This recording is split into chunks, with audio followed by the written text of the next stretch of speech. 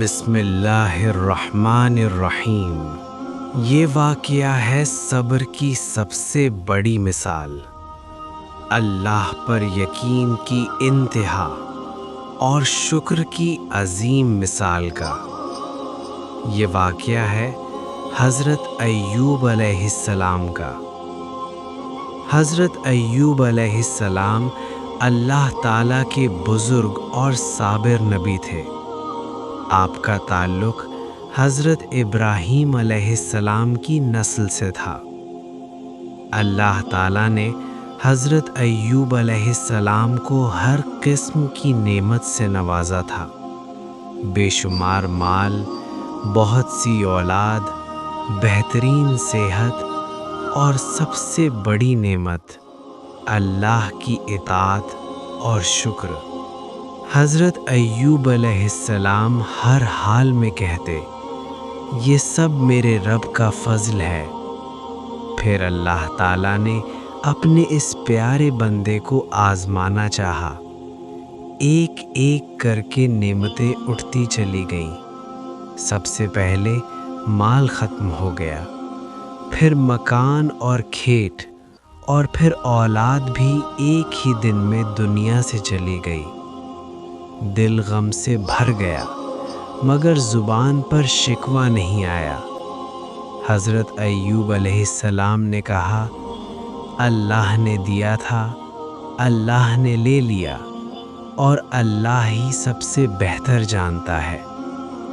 پھر سب سے سخت امتحان آیا، ایک لمبی اور دردناک بیماری، جسم پر زخم، شدید تکلیف، سالوں تک چلنے والی بیماری۔ لوگ دور ہو گئے، رشتہ دار چھوڑ گئے، لیکن حضرت ایوب علیہ السلام صبر پر قائم رہے۔ صرف ایک شخص آخر تک ساتھ رہا، آپ کی نیک اور وفادار بیوی۔ قرآن مجید کا ذکر۔ اللہ تعالیٰ قرآن مجید میں فرماتا ہے، وَأَيُّوبَ إِذْ نَادَىٰ رَبَّهُ أَنِّي مَسَّنِيَ الضُّرُّ وَأَنْتَ أَرْحَمُ الرَّاحِمِينَ۔ سورہ الانبیاء 21-83۔ اور ایوب کو یاد کرو جب اس نے اپنے رب کو پکارا، مجھے تکلیف پہنچی ہے اور تو سب سے زیادہ رحم کرنے والا ہے۔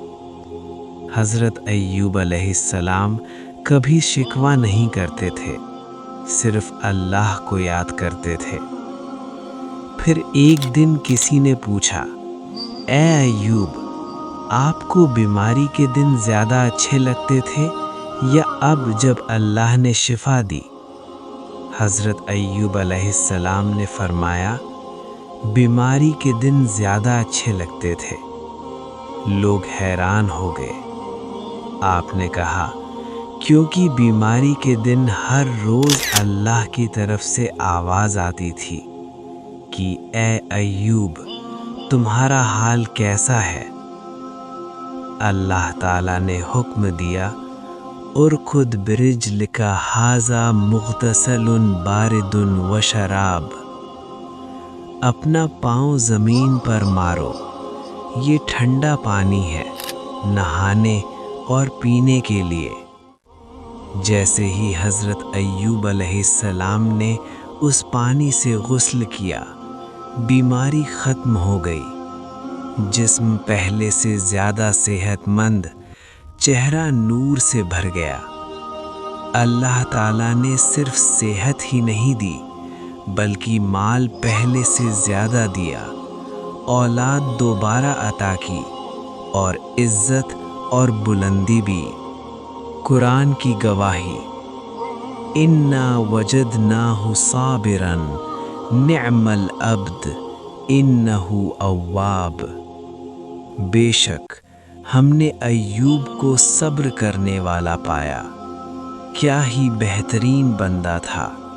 بے شک وہ اللہ کی طرف بار بار رجوع کرنے والا تھا۔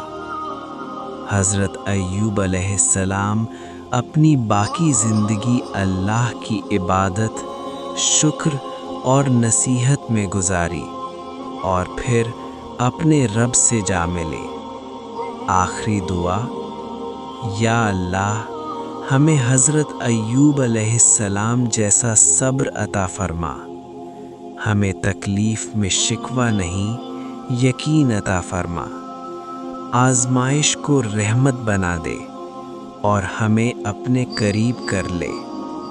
یا رب ہمارے گناہوں کو معاف فرما، ہماری مشکلات دور فرما، آمین۔ یا اللہ تو سب سے زیادہ رحم کرنے والا ہے، تو ہی شفا دینے والا ہے، تو ہی زندگی اور موت کا مالک ہے۔